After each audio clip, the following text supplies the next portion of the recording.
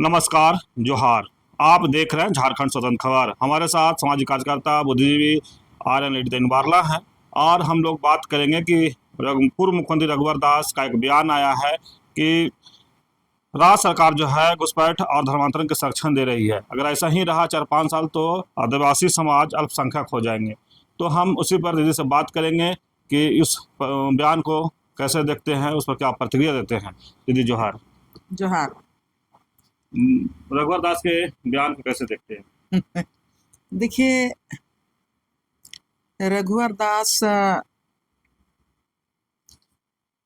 2014 में झारखंड का मुख्यमंत्री बना और झारखंड का मुख्यमंत्री 2014 में रहा 2019 तक सत्ता खुद ही चलाया।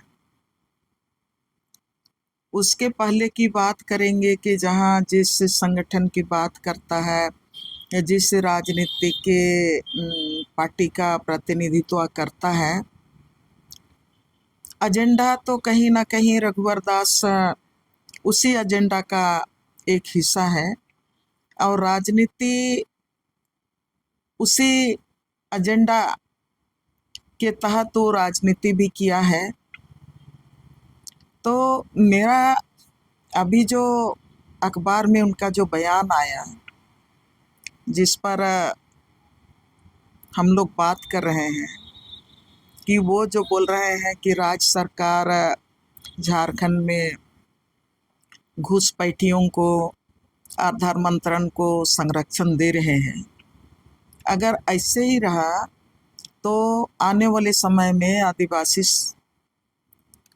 माने अल्पसंख्यक हो जाएंगे।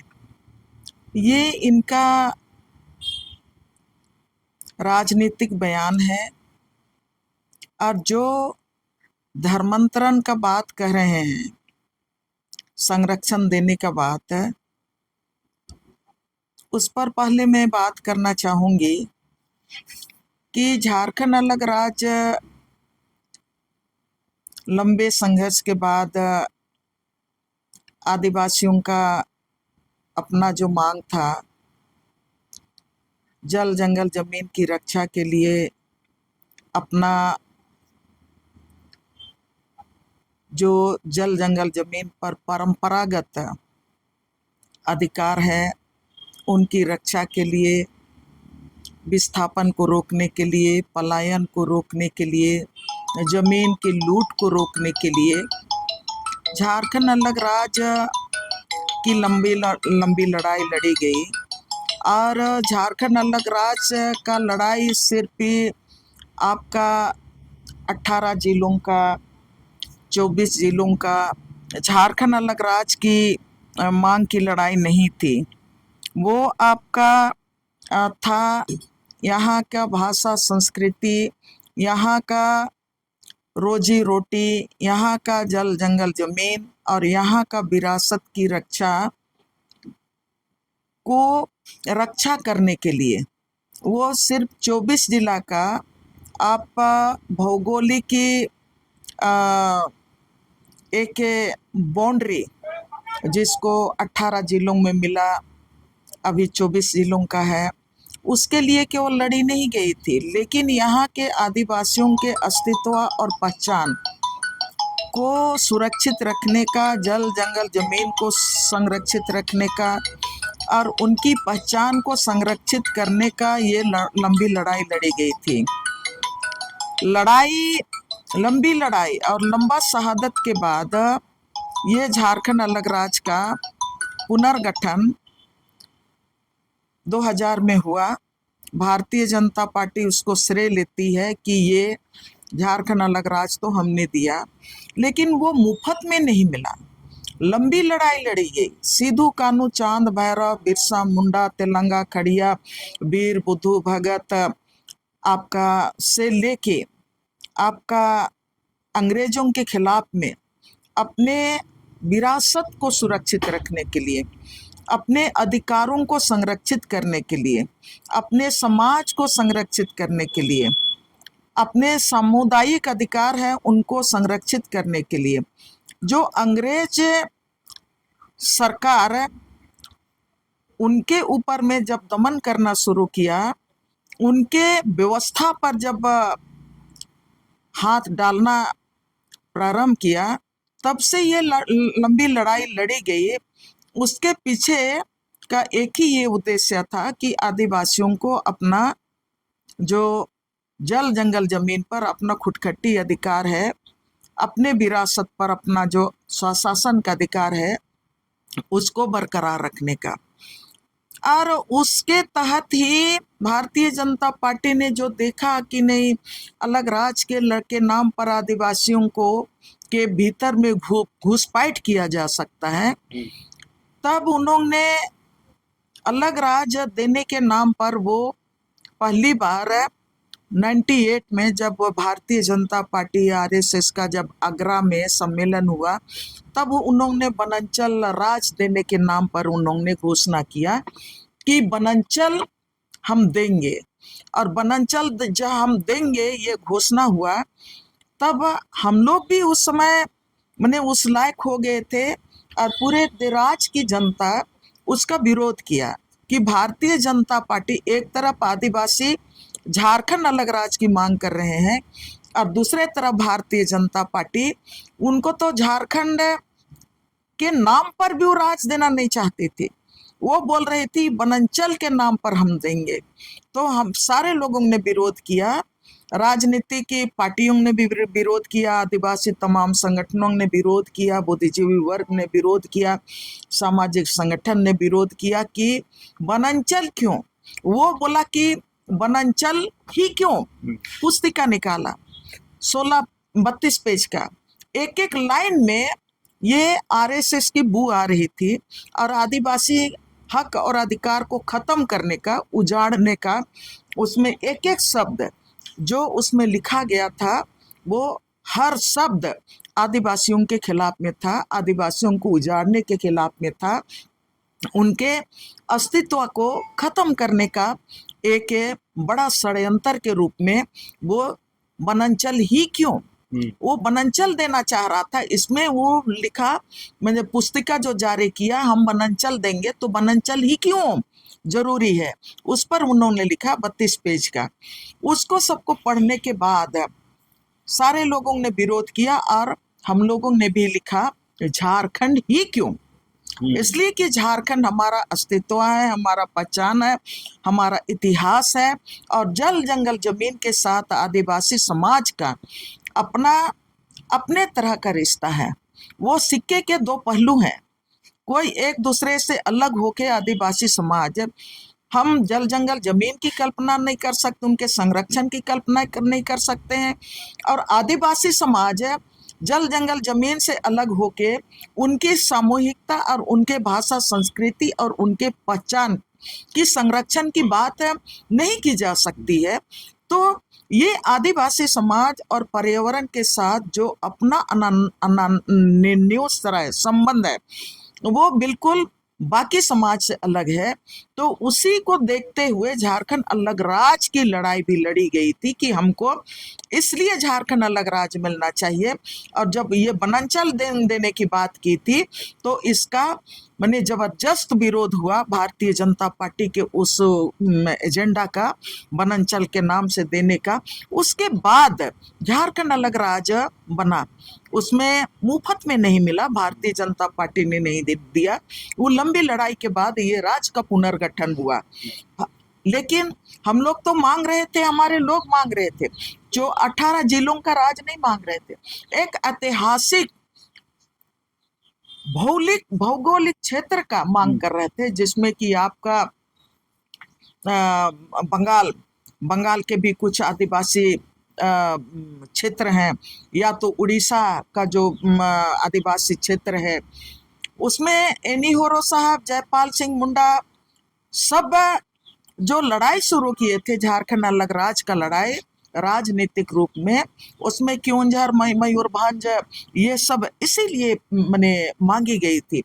लेकिन लोगों ने देखा कि आदिवासियों को अगर ये जो सांस्कृतिक और सामाजिक भौगोलिक एरिया जहाँ पर आदिवासी बहुल हैं उनको लेके अगर अलग राज दिया जाए तो आदिवासियों का ताकत ऐसे ही बहुत मजबूत है, संगठित लोग हैं और अपने जल जंगल जमीन अपने समाज के प्रति वो पूरी तरह से कमिटेड हैं, वो जान देने को तैयार हैं। इन चीज़ों को देखते हुए ही वो 18 जिलों का राज हम लोगों को धराया गया। लेकिन उसके बाद आज जब 18 जिलों का राज बना तो उस राज में 2001 से 2006 तक भारतीय जनता पार्टी की सरकार रही।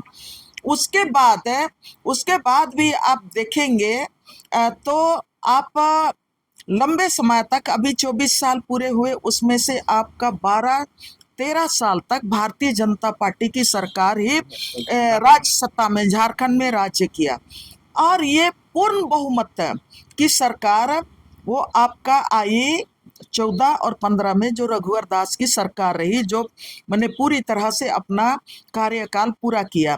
तो मैं पिछला इसमें भी मैं ये बात रखी कि वो बहुत सामर्थ्यवान था, सारे लोगों ने माना कि रघुवर दास का जो सरकार है वो बहुत ताकतवर है, उन्होंने 5 साल पूरा किया। लेकिन जो बात आज रघुवर दास का चिंता में है, भारतीय जनता पार्टी जो चिंता कर रही है, जब सत्ता उनके हाथ में नहीं है, राज सत्ता से जब वो बाहर हो गई है, तब उनको ये चिंता सता रहा है, आदिवासियों के का चिंता सता रहा है। आदिवासियों के बीच में वो अल्पसंख्यक हो जाएंगे, वो चिंता सता रहा है। भारतीय जनता पार्टी को चिंता सता रहा है कि झारखंड में घुसपैठिए भर जा रहे हैं और आदिवासियों का डेमोग्राफी खराब हो रहा है, खत्म हो जा रहा है। वो अभी इनको ये तमाम चीज़ें इसके पहले आदिवासी समाज में धर्मांतरण का नाम से जब रघुवर दास था, उस समय भी उनको बहुत चिंता था कि नहीं, लोभ लालच दे के मैंने धर्मांतरण के नाम पर आदिवासियों को इधर ले जाया जा रहा है, उधर ले जाया जा रहा है। तब रघुवर दास ने उस समय झारखंड स्वतंत्र धर्म कानून लाया, 2017 लेके आया, 2017 लेके आया धर्मांतरण को रोकने के लिए। तो हम ये सवाल पूछना चाहते हैं कि आपने तो कानून लेके आया और आपने रोकने का काम भी किया, आप उसमें सफल नहीं हुए क्या? और ये के सवाल ये हम कहना चाहते हैं, हम लोग तो बहुत पहले से आदिवासियों का हक और अधिकार, चाहे भारतीय जनता पार्टी का सरकार हो या तो जो भी सरकारें हो, राज बनने के बाद लगातार हम लोग ये सवाल कर रहे हैं कि आदिवासियों ने जिस उद्देश्य से, जिस सपना के साथ हमारे जो शहीदों ने झारखंड अलग राज की लड़ाई लड़ी थी और जिस उद्देश्य से झारखंड अलग राज को दर्जा देने का मांग किया था, वो सपना तो सब जगह चूर चूर हो गया। बिरसा मुंडा का जो संघर्ष का जो सपना था, उनका जो संघर्ष का जो लक्ष्य था, बिरसा मुंडा का संघर्ष का लक्ष्य था, आधार था जल जंगल जमीन, आदिवासियों की भाषा और संस्कृति की रक्षा करना और बाहरी घुसपैठियों को झारखंड में घुसने नहीं देना। ये बिरसा मुंडा का, सिद्धू कान्हू का संघर्ष का सबसे बड़ा मकसद ये था। इसीलिए जब अंग्रेजों ने घुसपैठिए के रूप में झारखंड में जल जंगल जमीन को अपने हाथ में लेने का ये प्रयास शुरू कर दिया, यहाँ पर आदिवासियों के जल जंगल जमीन जो खुटखटी अधिकार है उस पर वो मैंने हस्तक्षेप करना शुरू किया। तो सिद्धू कान्हू 1700-1800 की बात मैं कर रही हूँ। सिद्धू कान्हू ये मैंने हम लोग तो पूरे जून को हम लोग हूल दिवस के रूप में मानते हैं। कल 9 तारीख को बिरसा मुंडा का शहादत दिवस है, तो ये जून महीना हमारा मैंने शहीदों का शहादत दिवस के रूप में हम लोग हूल दिवस के रूप में मानते हैं। तो ये तमाम जो हमारे लोगों ने शहादत संघर्ष किया, तो यहाँ का भाषा संस्कृति और बाहरियों को झारखंड में प्रवेश करने से रोकने के लिए किया। यहाँ का जल जंगल जमीन आदिवासियों के हाथ में रहे, यहाँ का हर चीज आदिवासियों के हाथ में सुरक्षित रहे, आदिवासियों का जंगल जमीन उनको उनके हाथ से लुटा ना जाए, यहाँ पलायन को रोका जाए, विस्थापन को रोका जाए। यही तो बिरसा मुंडा का ये था। लेकिन राज बनने के बाद बिरसा मुंडा का नाम सबको लेके राजनीति करते रहे। तिलका मांझी का नाम को लेके, वीर बुद्धू भगत का नाम को लेके राजनीति करते रहे, सिद्धू कान्हू का नाम को लेके राजनीति करते रहे। और ये जो राजनीति के जो भारतीय जनता पार्टी का जो एजेंडा को आलाप करते रहे कि आदिवासियों पर हमले हो रहे हैं। अरे हमले हो रहे हैं तो आपके पास तो माने राजनीतिक ताकत है, आपके पास पूरा माने तंत्र आपके पास है, पूरा तंत्र आपके पास है, आपके पास सीआईडी है, बीडी है, पीडी है, सारा चीज है।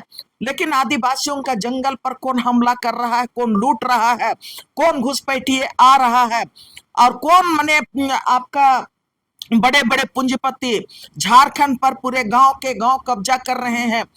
इस पर आप क्यों, आपका ये जो एजेंडा है वो काम नहीं कर रहा है? क्यों आपकी ताकत आदिवासी इलाके में बाहर के घुसपैठियों को, आप घुसपैठियों की बात करते हैं। रघुवर दास ने 5वीं अनुसूची का वायलेशन करके, हनन करके, सीएनटी एक्ट का हनन करके, हमारा ग्राम सभा के अधिकार का हनन करके, हमारे खुटकटी अधिकार का हनन करके, हमारे विल्किंसन रूल का हनन करके उन्होंने किनके लिए लैंड बैंक बनाया? रघुवर दास से बार बार बार बार 1000 बार यहाँ की जनता, आदिवासी जनता पूछ रही है कि आपने जो लैंड बैंक बनाया उसको सबसे पहले आप खारिज करो। रघुवर दास से ये कहना चाहते हैं, घुसपैठियों को रोकने की बात अगर आप करते हैं और आदिवासियों को बचाने की बात करते हैं और आदिवासियों के भीतर में आदिवासी इलाके का डेमोग्राफी को बचाने की बात कर रहे हैं, तो हम भारतीय जनता पार्टी को और रघुवर सरकार को हम पूरी तरह से चुनौती के साथ हम कहना चाहते हैं, आपने गलत तरीके से भूमि बैंक बनाया है, उस भूमि बैंक को आप रद्द करके दिखा दो, रद्द करो। ये तो बार बार हम लोग मांग कर रहे हैं, लेकिन आप हम लोगों की बात को आप सुनना नहीं चाहते हैं।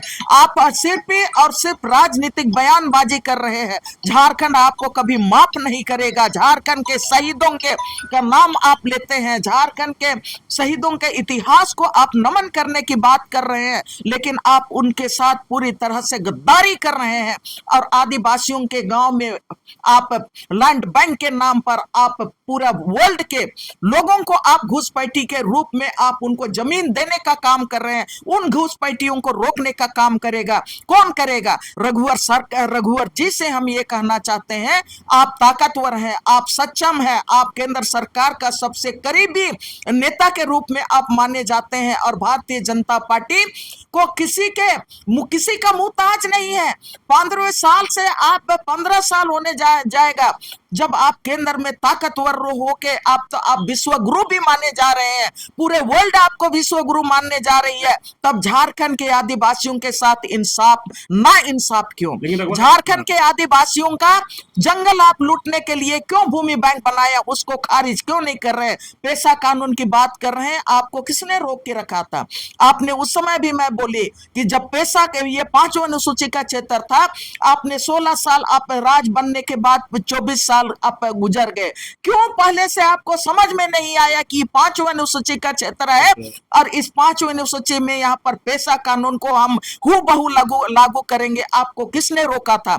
उस समय आप पेशा कानून को भी आपने दरकिनार कर दिया, सीएनटी एक्ट को दरकिनार कर किया और आपने यहाँ पर भूमि बैंक बनाने का काम किया और अडानी और अंबानी के लिए कई बार आपने मोमेंटम झारखंड किया। आपने यहाँ पर औद्योगिक कानून बनाया, 2001 भी बनाया, उसके बाद लगातार जितने भी कानून आपने बनाया तो बड़े बड़े कंपनियों के लिए किया। आपने यहाँ के आदिवासियों का जमीन को कोई मैंने रोक ना, कोई मैंने छीनने ना पाए, उसके लिए कौन सा कानून बनाया?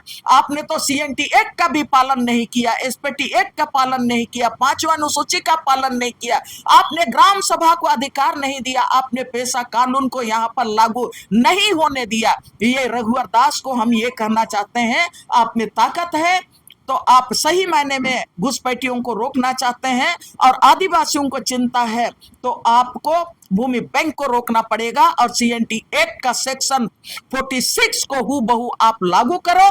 यहाँ पर जो हमारा 1996 में जो हमको अधिकार मिला है भारत के संविधान में, पेशा कानून 23 जो प्रावधान है, उसको हूबहू गांव में आप उतारने दो, और तब हम कहेंगे कि आप यहाँ पर जो बयानबाजी कर रहे हैं वो आदिवासियों के हित में है, लेकिन सिर्फ और सिर्फ आदिवासियों को आप गुमराह करना चाहते हैं। ये पूरी तरह से रघुवर दास का ये जो आदिवासियों के हित में बयानबाजी करना इस राज के खिलाफ में है, आदिवासियों के प्रति ये बेईमानी है। लेकिन एक और उनका कि इस तरह का जो बयान किसी खास समुदाय या राज्य की सामाजिक एकता का निशाना बनाने की रणनीति है क्या? ऐसा कौन समुदाय? ये तो पहले से भी पूछ रहे हैं ना, कौन समुदाय? आप में इतना ताकत नहीं है। यहाँ पर भारतीय संविधान ने हिंदू, बौद्ध, जैन, सिख, ईसाई और एक 6 समुदाय, 6 धार्मिक समुदाय को भारत के संविधान ने ऑलरेडी उन्होंने सब कोई को मैंने 6 कॉलन में रखा, 6 कॉलन में रखा। तो आप कौन सा धर्म समुदाय की बात कर रहे हैं? आप में इतना, आप बोलना क्यों नहीं चाहते हैं? आखिर क्यों आप बोलना नहीं चाह रहे हैं कि कौन सा समुदाय की आप बात कर रहे हैं? कौन सा समुदाय की बात कर रहे हैं? अगर आप में इस राज का हित आप जानते हैं, हित को आप बनाना चाहते हैं, यहाँ के लोगों का आप भला चाहते हैं, किसानों का भला चाहते हैं, दलितों का भला चाहते हैं, आदिवासियों का भला चाहते हैं, इस राज का भलाई चाहते हैं, तो आपको कहने में दिक्कत क्यों हो रहा है कि कौन सा समुदाय की बात कर रहे हैं? आप ये क्या बोलते हैं, कोड में क्यों बात कर रहे हैं? आप साफ साफ बात कीजिए ना, पहले सब साफ साफ आप बात कीजिए, किस समुदाय की बात कर रहे हैं आपको कहना पड़ेगा। और जब आप कोई भी नेता होता है तो आपको आर पार की लड़ाई के लिए आपको आर पार आप अपना शब्द भी पब्लिक के सामने अपना एजेंडा को खुला रखना पड़ता है कि आप कौन सा एजेंडा लेके जनता के सामने आप उनके हित की रक्षा के लिए आप लड़ने जा रहे हैं, कौन सा हथियार आप उठा रहे हैं यहाँ की जनता के लिए, ये तो आपको कहना पड़ेगा। लेकिन आप डरपोक की तरह आप बोलेंगे, कोड वर्ड में बोलेंगे, तो हम लोग तो पूछना चाहते हैं कि किससे आपको इतना डर है? आपको स्पष्ट करना होगा। लेकिन एक और है दीदी कि इस तरह का जो बयान आगामी चुनाव से पहले लोगों को भावनाओं भड़काने और वोट बैंक तैयार करने की रणनीति यह हथकंडा है क्या? देखिए, हमेशा जहां भी राजनीतिक पार्टी की बात करेंगे, कहीं पर भी कोई भी राजनीतिक पार्टी, और जहां अभी तो हम लोग रघुवर दास की बात कर रहे हैं, उनके बयानों की बात कर रहे हैं, तो उन्होंने तो पहले भी बयानबाजी किया, और आप जो ये बयान की बात कर रहे हैं वो तो वही देख रहा है, वही देख रहा है। आदिवासियों का हक अधिकार पिछले बार भी तो चुनाव के पहले बोला था, पूरे देश के भारतीय जनता पार्टी के नेताओं को ला के वो बोला कि नहीं, आदिवासियों के ऊपर में कोई दमन नहीं होगा, कोई अत्याचार नहीं होगा, कौन आदिवासियों का हक और अधिकार को छीनने का कोशिश करेगा, हम मुंह तोड़ जवाब देंगे। हम लोग ये बात बोलते रहे कि आप भारतीय जनता पार्टी का सरकार है आपका असम में वहाँ जहाँ पर आपका हेमंत बिस्वा शर्मा थे, असम के चाय बागान के आदिवासियों को उनको रोजगार नहीं दे पा रहे हैं, उनको सम्मानजनक आपको जीवन जिंदगी जीने का अधिकार नहीं दे पा रहे हैं, उन लोगों को रहने के लिए असम के चाय बागान में उनको ढंग का घर नहीं दे पा रहे हैं, उनके स्वास्थ्य का आप ढंग आप माने स्वास्थ्य को आप चला नहीं पा रहे हैं, और फिर आप कहते हैं अब विश्व शर्मा को यहाँ लाके कि झारखंड के आदिवासियों का कल्याण करेंगे। एक तरफ मणिपुर आपका 2 साल तक जातीय हिंसा में आपने जलाने का काम किया, आदिवासियों को आपस में मिताई और वहाँ का जो कुकी आदिवासी हैं उनके बीच में आप बड़ा खाई बनाने का काम किया। आखिर इन लोगों के जो माने एकता थी, उन लोगों के बीच में जो बंधुत्व था, उसको क्यों आप माने उस आग को बार बार भड़काने का काम किया? इसलिए कि उस समय भी आपको अपनी राजनीति वहां पर दिख रही थी, वहां के संसाधन पर आप कारपोरेट को आप कब्जा दिलाना चाहते थे। इसीलिए वहां आपने 2 साल तक वहां के स्थानीय लोगों में आप हिंसा का आग जला के आप 2 साल तक मणिपुर को जलाते आपने रहे।